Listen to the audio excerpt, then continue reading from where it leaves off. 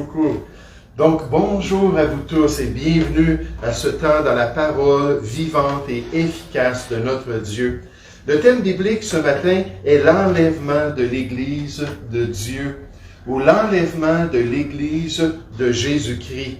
Ce moment où le Seigneur Jésus lui-même va venir dans les nuées de notre planète pour rappeler à lui son Église bien-aimée. Comme il a dit lui-même à ses disciples concernant cet événement, il a dit, lorsque je m'en serai allé, que je serai retourné dans la maison du Père et que je vous aurai préparé une place dans sa maison, je reviendrai et je vous prendrai avec moi afin que là où je suis, vous y soyez aussi. Et ça fait 2000 ans que l'Église attend cet événement-là. Ça fait 2000 ans qu'elle a cette bienheureuse espérance, puis on espère que ça va finalement arriver à sa fin, alors que le Seigneur va venir. Ce matin, j'aimerais qu'on puisse chercher ensemble le texte principal de la Bible sur le sujet de l'enlèvement de l'Église. Le passage clé qui nous donne les détails prophétiques de ce merveilleux événement à venir bientôt pour les croyants. Cherchons ensemble la première épître aux Thessaloniciens, au chapitre 4. La première épître aux Thessaloniciens, au chapitre 4, alors que l'apôtre Paul aborde pour une église qui souffrait, une église qui avait vécu de grandes persécutions, parmi lesquelles certains de leurs membres étaient devenus des martyrs pour Jésus-Christ, de vrais témoins pour Jésus-Christ, en mourant pour la foi. Et il se tourne vers ce sujet-là pour encourager les chrétiens à rester attachés à leur bienheureuse espérance. 1 Thessaloniciens chapitre 4 à partir du verset 13. 1 Thessaloniciens chapitre 4 au verset 13. Il dit, « Nous ne voulons pas, frères, que vous soyez dans l'ignorance au sujet de ceux qui sont décédés, afin que vous ne vous affligiez pas comme les autres qui n'ont point d'espérance en parlant des gens du monde. Car si nous croyons que Jésus est mort et qu'il est ressuscité, et c'est la foi des chrétiens, croyons aussi que Dieu ramènera par Jésus et avec lui ceux qui sont décédés parmi les enfants de Dieu. Voici en effet ce que nous vous déclarons d'après la parole du Seigneur. Nous, les vivants, restés pour l'avènement du Seigneur, nous ne devancerons pas ceux qui sont décédés, car le Seigneur lui-même, à un signal donné à la voix d'un archange et au son de la trompette de Dieu, descendra du ciel, et les morts en Christ ressusciteront premièrement. Ensuite, nous les vivants pour l'enlèvement de l'Église, qui seront restés, nous serons tous ensemble enlevés avec eux, avec les morts en Christ ressuscités, sur des nuées, à la rencontre du Seigneur dans les airs, et ainsi, nous serons toujours avec le Seigneur. Ce sera l'entrée dans la relation directe dans le royaume de Dieu. Il dit au verset 18 à cette église dans les pleurs, « Consolez-vous donc les uns les autres par ces paroles, par cette réalité, par la bienheureuse espérance du retour du Seigneur pour son Église. » Remarquez premièrement ce matin que le croyant doit être au courant. Le croyant doit être au courant. En ce qui concerne l'enlèvement de l'Église, il doit être instruit dans les prophéties bibliques pour être prêt pour le retour de son Maître. Il doit comprendre les enseignements de base concernant la fin des temps pour saisir que sa vie peut changer à tout jamais et à tout moment. En un instant et en un clin d'œil, comme on l'a vu précédemment. Ça peut se produire à tout moment. Puis la compréhension de ces choses va le préparer adéquatement à la venue de son Sauveur. Le fait qu'il saisit ces vérités-là, le fait qu'il comprend ces promesses-là des Écritures et qu'il s'attend quotidiennement, l'auteur a dit, vivez quotidiennement comme si c'était le jour où Jésus revenait et planifiez pour les 20 prochaines années comme si Jésus allait revenir dans 20 ans. Donc, il dit, vivez une relation intime avec Jésus quotidiennement, mais soyez prévenants concernant l'avenir. Mais cette compréhension-là est tellement stratégique pour l'enfant de Dieu. Regardez au verset 13 dans notre texte. L'apôtre Paul qui introduit le sujet dit, nous ne voulons pas, frères, enfants de Dieu, chrétiens, l'Église de Jésus-Christ, nous ne voulons pas, frères, que vous soyez dans l'ignorance, que vous n'ayez pas cette perspective, que vous ne comprenez pas cet enseignement au sujet de ceux qui sont décédés, les Thessaloniciens parmi vous, vos frères et sœurs dans le Seigneur qui sont morts à cause des persécutions, puis il dit, afin que vous ne vous affligiez pas comme les autres qui n'ont point d'espérance. Le chrétien, frère et sœur, doit être au courant des données prophétiques des Écritures. Il faut que la prédication dans l'Église inclue les informations concernant les derniers temps. Nécessairement, la Bible nous dit que toute Écriture, incluant tous les passages prophétiques, 27% de la Bible, 8300 passages prophétiques dans les 32 000 versets de la Bible, 8300 versets prophétiques. Donc, un quart de la Bible a des informations concernant l'avenir, nécessairement, des fois c'était à court terme, à moyen terme, et concernant les derniers temps. Mais la prophétie, c'est central dans notre compréhension de la parole de Dieu. Toute Écriture est inspirée de Dieu et utile pour le croyant, pour nous enseigner et pour nous convaincre et pour nous corriger si on n'a pas la bonne perspective, pour instruire ou nous discipliner dans la justice. Et le but, c'est qu'afin que l'homme de Dieu, que la femme de Dieu, que l'enfant de Dieu soit accompli, pleinement développé dans sa compréhension et propre à toute bonne œuvre. Parce que notre compréhension, puis notre foi, puis nos doctrines bibliques vont nous amener à bien nous conduire dans le service du Seigneur. Et comme c'est important pour nous, le croyant qui est averti, l'enfant de Dieu instruit dans ces domaines, pourra se tenir debout avec confiance devant celui qui a racheté sa vie à cause des exhortations des textes bibliques qui le guident dans sa relation avec Christ jusqu'à son retour, jusqu'à ce qu'il puisse le voir face à face et être semblable à lui. L'apôtre Jean, cet apôtre de l'amour, a parlé beaucoup de ces événements à venir nécessairement dans son écrit de l'Apocalypse en particulier. Mais il dit dans sa première épître, il dit « Maintenant, petits enfants, demeurez en lui. » Jésus, c'est la vigne, puis nous, on est les sarments, les branches, puis restez connectés en Jésus-Christ, restez en communion. Le temps du Verbe nous parle d'une habitude, le temps du Verbe nous parle d'un choix quotidien. Demeurez en lui. Jésus dit dans Jean 15, c'est quoi le vrai disciple du Seigneur qui porte beaucoup de fruits? C'est celui qui demeure en moi. Demeurez en lui, Jean nous dit. Soyez certains de prioriser votre relation avec Jésus-Christ, de prendre du temps avec lui quotidiennement, de suivre sa parole, puis de suivre son esprit pour accomplir sa volonté, afin que l'objectif de Dieu, lorsqu'il paraîtra à l'enlèvement, nous ayons de l'assurance, cette joie-là de notre Sauveur. Et qu'à son avènement, nous n'ayons pas la honte d'être éloignés de lui. Ce chrétien-là qui n'a pas demeuré dans le Seigneur, cet enfant de Dieu-là qui n'a pas marché quotidiennement avec lui, quand la trompette va sonner, quand l'ange va dire « Monte, Église de Jésus-Christ », puis là on va partir pour s'en aller dans la gloire.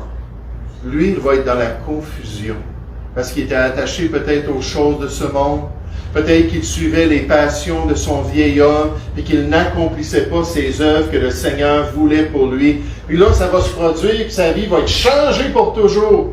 Alors qu'il va quitter ce monde, cette vapeur, pour s'en aller dans son éternité avec Dieu. Puis là, on voit des croyants qui sont surpris, des croyants qui sont déçus, des croyants qui vont pleurer, parce qu'ils n'auront pas priorisé cette relation-là avec le Seigneur Jésus. Il faut demeurer en lui pour être prêt pour son retour. Il faut que quelqu'un nous le dise qui s'en vient. Quelqu'un nous dise que l'enlèvement, c'est bientôt, pour qu'on puisse prioriser ça dans notre marche avec le Seigneur. Notre apôtre renforce encore son exhortation précédente à demeurer fermement en Christ, c'est-à-dire demeurer dans la doctrine de Christ, dans le vrai christianisme, parce que dans Jean 15, Jésus il dit « Demeurez en moi et demeurez dans ma parole ». On ne peut pas séparer Dieu, le Dieu de la parole de Dieu. On ne peut pas séparer Jésus-Christ de ses instructions et de ses commandements. Il dit, si vous demeurez en moi, nécessairement, vous allez demeurer dans les Écritures et vous allez mettre en pratique ce que je désire pour vous.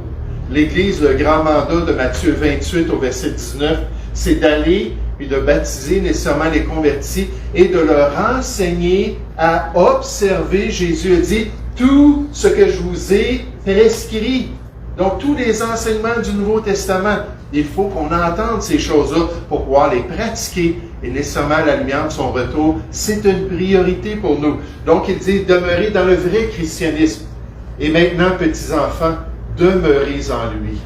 Et l'argument dont il se sert est très fort et très convaincant, à savoir que lorsque Christ apparaîtra à l'enlèvement, nous puissions avoir confiance. Imaginez, on va le voir pour la première fois. On va être près du Seigneur physiquement pour la première fois. On va rentrer dans son royaume, puis tout va être changé. On va être transformé en un instant. Et là, de pouvoir s'apercevoir, voir, j'ai fait les bons choix. J'ai cherché premièrement son royaume. J'ai cherché premièrement sa justice. J'ai cherché à dépendre de lui pour sa grâce, pour pouvoir accomplir sa volonté et le glorifier, afin que nous puissions avoir confiance et de ne pas avoir honte devant lui à son avènement lors de son retour. Le croyant doit être au courant. Nous ne voulons pas, frères, que vous soyez dans l'ignorance concernant ces choses. Tournez avec moi dans la première épître de Pierre, épître de Pierre au chapitre 1. La deuxième épître de Pierre au chapitre 1, et j'aimerais vous faire remarquer ce que Pierre dit concernant la prophétie biblique. Et comment c'est important pour nous la prophétie biblique. Comment c'est important les pronostics de l'avenir que la parole de Dieu nous a révélés. J'ai fait une vidéo cette semaine dans laquelle j'ai mentionné des détails concernant le nouvel ordre mondial puis les événements des derniers temps. Puis il y a eu beaucoup de critiques. Beaucoup de personnes là, qui ont dit des choses négatives. Puis une personne a dit, hey, ça n'existe pas ces prophéties-là dans la Bible, c'est juste dans ta tête. C'est pas vrai. C'est pas vrai là, que la Bible dit ces choses-là. Toutes sortes de détails, les caractéristiques du dernier empire totalitaire qui va se manifester sur la terre. Fait que là, finalement, je voyais toutes sortes de critères, de critiques, mais je n'étais pas capable de les voir sur mon ordinateur, seulement sur mon cellulaire. Je ne sais pas pourquoi j'avais un problème avec Facebook, et même encore aujourd'hui, je peux pas, je pense qu'il y a 40 commentaires, puis je peux en avoir 25 environ. Fait que là, j'ai dit, je vais juste répondre, généralement, je ne peux pas aller répondre à la personne concrètement. Là, j'ai dit, ceux qui veulent faire l'exercice pour voir est-ce que c'est dans ma tête, ces idées-là, ou ça se trouve dans la prophétie biblique, je vous encourage à aller voir les références suivantes.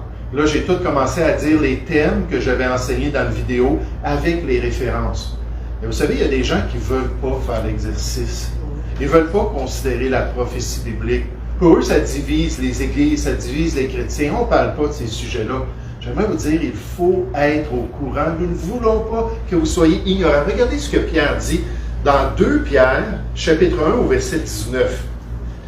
2 Pierre, chapitre 1, verset 19, là, Pierre vient de parler du mont de la transfiguration lorsqu'il a vu Jésus dans la gloire, qui a déchiré sa carapace pour montrer qui il était réellement. Vous vous rappelez, Jésus son visage était comme le soleil, puis il était éblouissant, puis il s'est juste montré quelques instants, puis ensuite il a repris, on pourrait dire, sa nature humaine pour cacher sa nature divine. Là, Pierre vient de voir ça, et il dit, « Wow, c'est extraordinaire d'être témoin de cet événement-là sur le mont de la transfiguration. » Puis là, il continue en parlant de la parole prophétique. Verset 19. « Et nous, les chrétiens, l'Église de Jésus-Christ, tenons pour d'autant plus certaines. » Le mot « certain », c'est-à-dire solide, sécure, digne de confiance. On parle d'un fondement pour notre foi. Nous tenons pour d'autant plus certaines. Je viens d'avoir une expérience sur le monde de la transfiguration. Il y a quelque chose de mieux que ça. Et dit, nous tenons pour d'autant plus certaine la parole prophétique, les prophéties de la parole de Dieu, les prophéties bibliques, à laquelle vous faites bien de prêter attention. Si l'apôtre Pierre était ici dans nos églises aujourd'hui, il ne dirait pas, il ne faut pas parler de la prophétie, ça divise les frères. Il dirait, non, il faut regarder ce que la prophétie a à dire, à laquelle vous faites bien de prêter attention. Comme une lampe, la prophétie biblique, qui brille dans un lieu obscur. On a les ténèbres de l'expérience humaine autour de nous. Cette lampe-là qui brille dans un lieu obscur jusqu'à ce que le jour vienne apparaître, le retour du Seigneur, et que l'étoile du matin se lève dans vos cœurs. Jusqu'au retour de Christ, vous devriez consulter la prophétie biblique pour vous assurer d'être éclairé concernant les derniers temps. On nous dit au verset 20, sachant tout d'abord vous-même qu'aucune prophétie de l'Écriture ne peut être un objet d'interprétation particulière. Il faut prendre tout ce que la Bible a à dire dans l'Ancien Testament et dans le Nouveau Testament, tous les passages qui décrivent les derniers temps pour comprendre la volonté de Dieu. Verset 21, car ce n'est pas par une volonté d'homme qu'une prophétie a jamais été apportée, c'est par la volonté de Dieu qu'on a les textes prophétiques dans les Écritures. Mais c'est poussé par le Saint-Esprit que des hommes ont parlé de la part de Dieu. Soyons au courant concernant les derniers temps. Consultons les textes prophétiques comme notre passage de ce matin pour nous aider à comprendre la volonté de Dieu pour l'Église de Jésus-Christ. Vous savez, alors que je considérais ce texte clé sur l'enlèvement, je me suis aperçu demain que c'est clair que tous les croyants seront enlevés. Tous les croyants seront enlevés. Tous les enfants de Dieu, morts déjà, et ceux qui sont vivants, vont monter ensemble dans les nuées en présence de leur grand Sauveur. Tous ceux qui ont fait partie de la nouvelle alliance en Jésus-Christ, tous les chrétiens de l'histoire vont monter ensemble simultanément lors de cette bienheureuse expérience réservée aux croyants de l'Église de Dieu. Regardez, on revient dans 1 Thessaloniciens chapitre 4, regardez au verset 13. 1 Thessaloniciens chapitre 4 au verset 13, Paul va rentrer dans les détails. Il dit, nous ne voulons pas, frères, que vous soyez dans l'ignorance au sujet de ceux qui sont décédés, afin que vous ne vous affligiez pas. Puis Paul savait qu'il y avait beaucoup de monde qui pleurait, beaucoup de monde qui vivait cette déchirure-là avec leurs bien-aimés. Mais il dit, afin que vous ne vous affligiez pas comme les autres, de la même manière que ceux qui n'ont pas cette espérance-là, qui n'ont point d'espérance. Car si nous croyons que Jésus est mort et qu'il est ressuscité, croyons aussi que Dieu ramènera par Jésus et avec lui ceux qui sont décédés, donc les croyants qui sont déjà morts. La Bible nous dit dans deux passages, dans Philippiens chapitre 1, dans 2 Corinthiens chapitre 5, que lorsque le croyant meurt, son corps nécessairement dort, il est enterré dans la terre, mais l'esprit s'en va tout de suite dans la présence du Seigneur. Puis Paul, pour lui, c'était difficile. Il dit, il dit, je suis ici sur la terre, j'ai un ministère, puis j'aime les chrétiens, mais si on m'exécute, finalement, il est en prison, puis il s'attendait à être exécuté, mais là, je vais m'en aller dans la présence du Seigneur. Il dit, wow, ça va être beaucoup mieux, cela. Mais là, ces morts-là en Christ, leur âme est dans la gloire avec Jésus-Christ. Et là, on nous dit, qu'est-ce qui va arriver quand Jésus va descendre dans les nuées? C'est qu'il va descendre avec toutes ces âmes-là. On nous dit que croyons aussi que Dieu ramènera par Jésus et avec lui, lorsqu'il va descendre, ils vont descendre, ceux qui sont décédés. Voici en effet ce que nous vous déclarons d'après la parole du Seigneur. Nous, les vivants, rapidement deux classes ici, à l'enlèvement. Les chrétiens vivants lors de l'enlèvement et les chrétiens qui sont morts lors de l'enlèvement. Les deux vont être présents. Nous, les vivants, restez pour l'avènement du Seigneur. Nous ne devancerons pas ceux qui sont décédés, les morts en Christ. Car le Seigneur lui-même a un signal donné à la voix d'un archange et au son de la trompette de Dieu, descendra du ciel. Jésus va venir du ciel. Et les morts en Christ ressusciteront premièrement. Donc les âmes descendent avec Jésus. Là, ils s'en vont dans leur corps. Ressusciter, ça parle d'un corps qui se remet debout après avoir expérimenté la mort. Là, ces gens-là vont reprendre leur corps, mais leur corps va être transformé. Donc, les morts en Christ ressusciteront premièrement.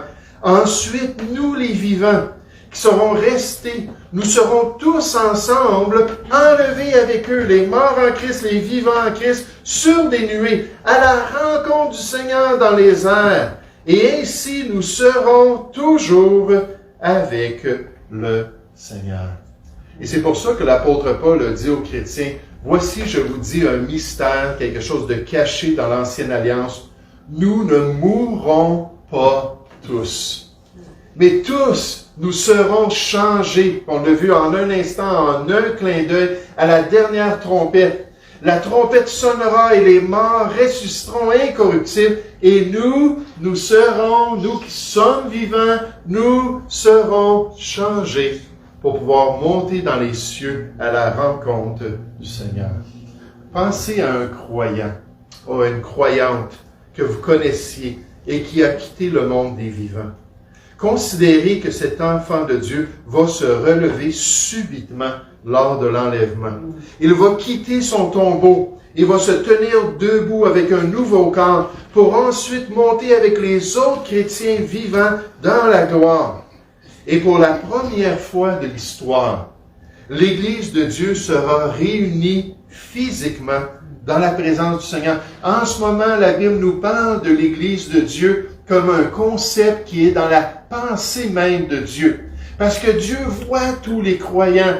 Il connaît tous ceux qui sont vraiment nés de nouveau dans toutes les dénominations chrétiennes et à travers toute l'histoire. Et dans sa pensée, la Bible nous dit ici dans notre texte, il nous a ressuscités ensemble lors de notre salut et automatiquement nous a fait asseoir ensemble dans les lieux célestes en Jésus-Christ. Paul écrit ça à des chrétiens vivants, là. Il dit, quand vous avez été sauvés, une des choses que le Saint-Esprit a fait, c'est qu'il vous a plongés, unis, baptisés dans le corps de Jésus. Et alors que Dieu le Père est assis dans la gloire, il se tourne vers son Fils et il voit en Jésus tous les croyants de l'histoire. Mais ça, c'est juste dans la pensée de Dieu. C'est juste dans la réalité spirituelle de l'union du croyant avec Jésus-Christ.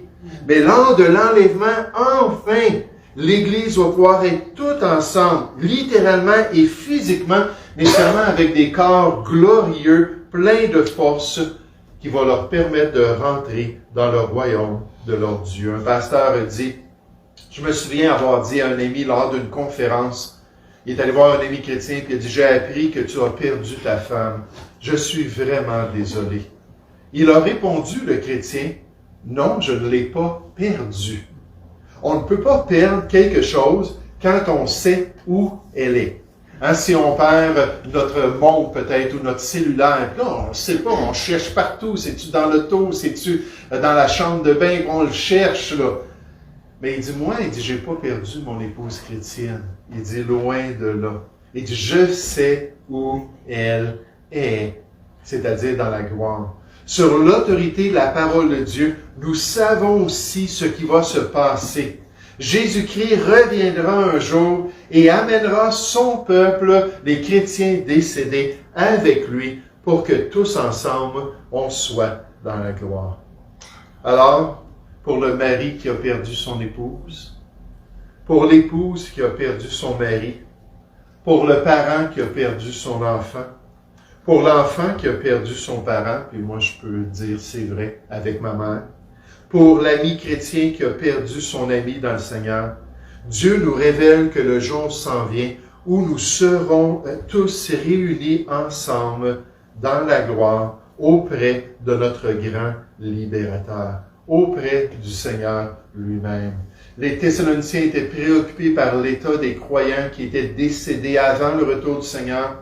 Paul leur confirme que ces croyants ne sont pas perdus et qu'ils ne manqueront pas le retour du Seigneur. Au contraire, ils seront tous un jour avec le Seigneur et réunis avec les autres croyants. Frères et sœurs, il faut être au courant concernant ces vérités bibliques. Ce qu'on voit concernant l'enlèvement, c'est que tous les croyants de l'histoire chrétienne, tous les croyants depuis l'établissement de l'Église de Jésus-Christ, tous ensemble, on va monter enfin comme l'épouse de Christ pour être présentée à notre époux dans la gloire. Et quel privilège on a.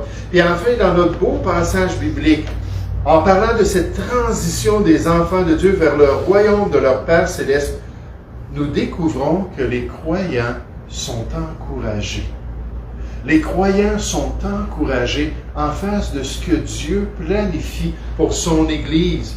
Par cet enseignement biblique sur l'enlèvement des croyants, ils sont consolés à la lumière de la promesse biblique qui vient de la prophétie des Écritures. Ils sont fortifiés dans leur service dans ce monde jusqu'au jour où ils le quitteront enfin.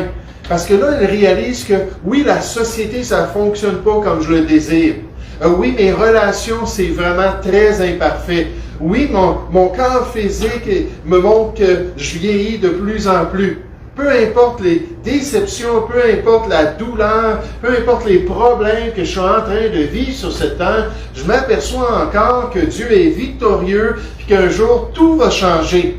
Puis là, je vais rentrer dans la plénitude de la gloire, la félicité des enfants de Dieu. Et là, ça m'encourage à la lumière de ça, à continuer à servir le Seigneur. Regardez au verset 13 de notre texte. Nous ne voulons pas, frères, que vous soyez dans l'ignorance au sujet de ceux qui sont décédés, afin que vous ne vous affligiez pas comme les autres qui n'ont point d'espérance. Car si nous croyons que Jésus est mort et qu'il est ressuscité, croyons aussi que Dieu ramènera par Jésus et avec lui ceux qui sont décédés. Voici en effet ce que nous vous déclarons d'après la parole du Seigneur. Nous les vivants, restés pour l'avènement du Seigneur, nous ne devancerons pas ceux qui sont décédés. Car le Seigneur lui-même a un signal donné à la voix d'un archange et au son de la trompette de Dieu, descendra du ciel, et les morts en Christ ressusciteront premièrement. Comme cet évangéliste-là qui me disait toujours, il dit, moi là, il dit, je m'assure que mes appareils fonctionnent bien. Je veux entendre le son de la trompette. Il dit, j'attache plus mes souliers, parce que j'ai hâte de partir, j'ai hâte de m'en aller dans la gloire du Seigneur. Verset 17. Ensuite, nous les vivants, qui seront restés, nous serons tous ensemble enlevés avec eux sur des nuées, à la rencontre du Seigneur, notre Sauveur Jésus-Christ, dans les airs. Et ainsi nous serons toujours, pour l'éternité, éternellement avec le Seigneur. Consolez-vous donc les uns les autres par ces paroles. Oh, que ça puisse nous aider, que ça puisse nous permettre de continuer, puis de servir le Seigneur. Ensuite, on rentre dans le chapitre 5. Juste en passant, les chapitres, c'est pas inspiré de Dieu. Ça a été rajouté au 13e siècle en France. Là, ça s'est répandu dans les autres versions plus tard. Et les versets sont venus au 15e siècle en Angleterre. Donc, quand on voit la pensée de Paul, on continue au chapitre 5, au verset 1. Il dit, pour ce qui est des temps et des moments, vous n'avez pas besoin, frères, qu'on vous en écrive. Là, Paul continue. Surtout, il leur dit, écoutez, suivez le Seigneur. Soyez différents du monde. Continuez à le servir, à accomplir sa volonté. Verset 4 du chapitre 5. Mais vous, frères, vous n'êtes pas dans les ténèbres comparés aux gens du monde, pour que ce jour vous surprenne comme un voleur. Vous avez les yeux ouverts, vous êtes conscients. Vous êtes tous des enfants de la lumière et des enfants du jour.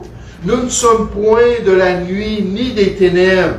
Ne dormons donc point comme les autres. Ayons les yeux ouverts. Regardons ce qui se passe autour de nous. Considérons que le temps avance.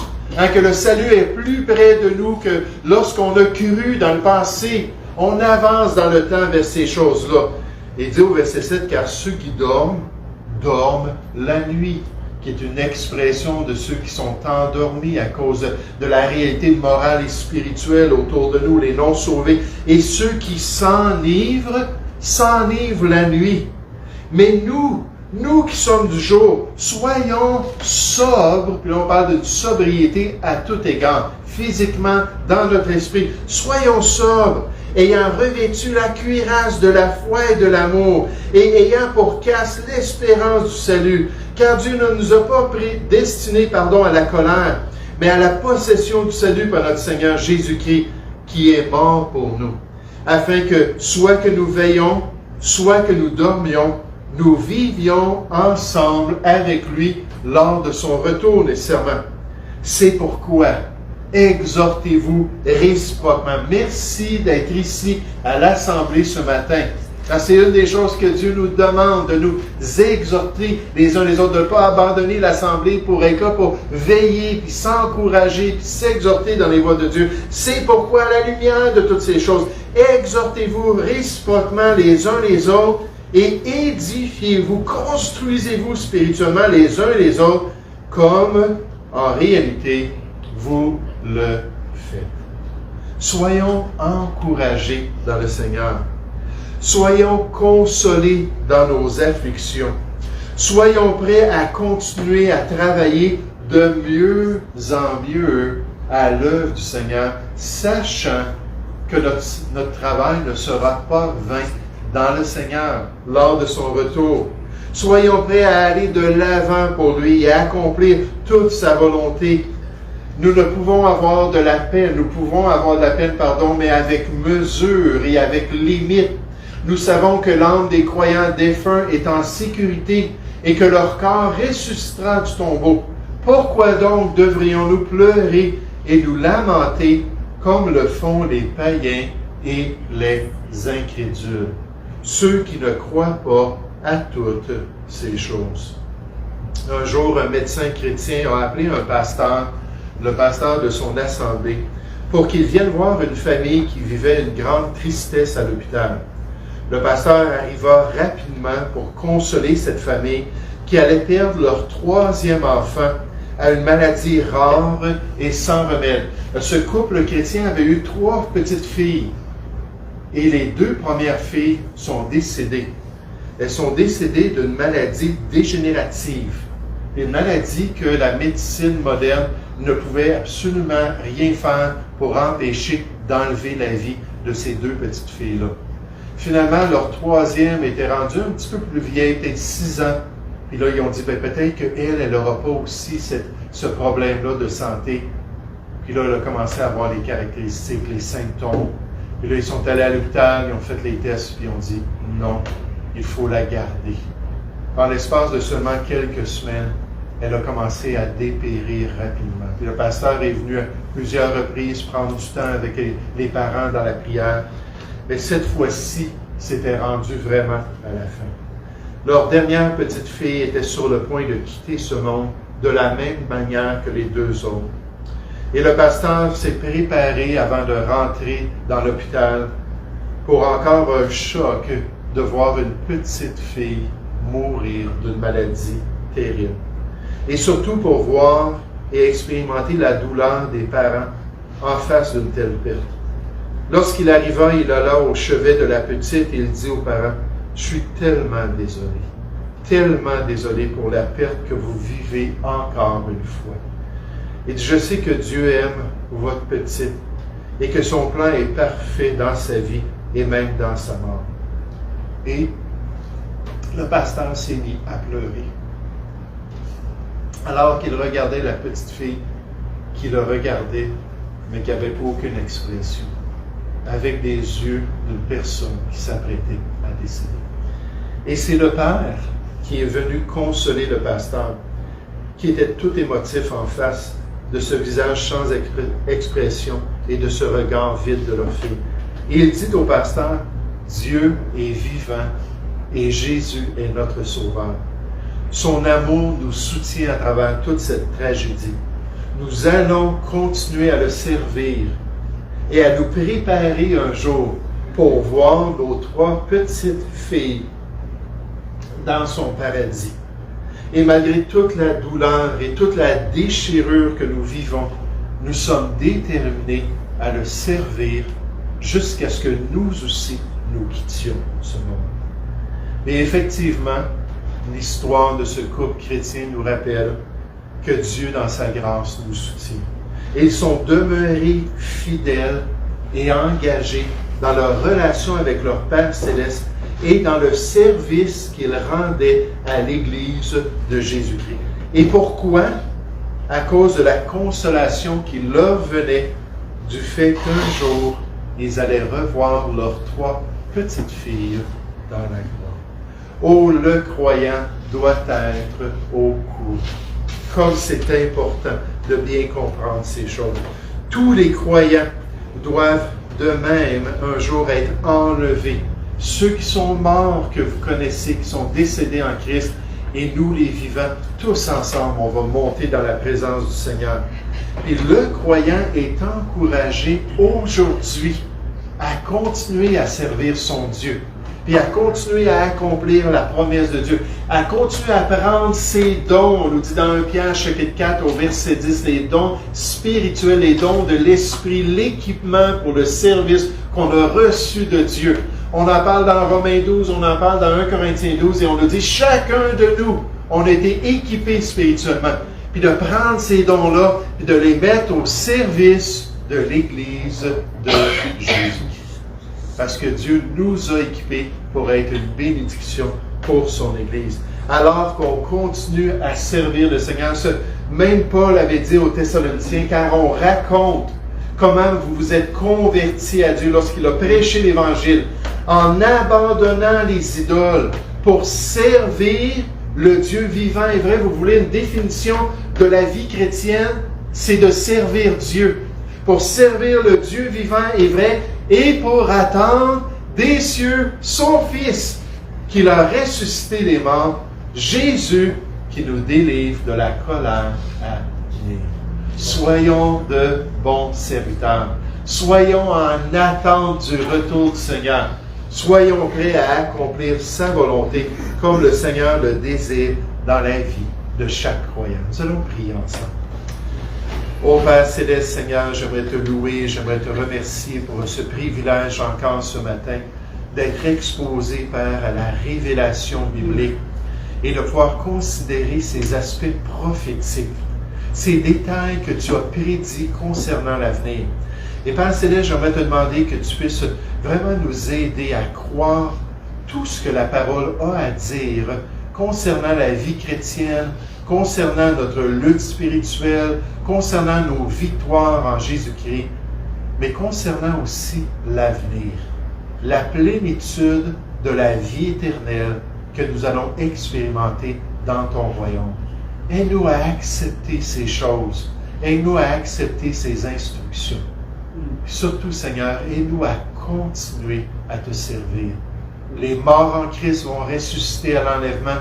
Nous qui sommes vivants, si c'est le cas pour nous, nous aussi, on va monter avec ces gens.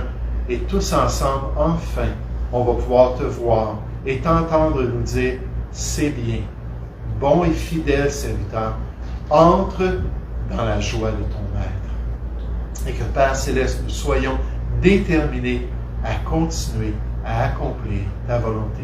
Seigneur, nous te prions au nom du Seigneur Jésus. Amen. Claude, le petit bouton terminé, s'il vous plaît. Terminé. Terminé.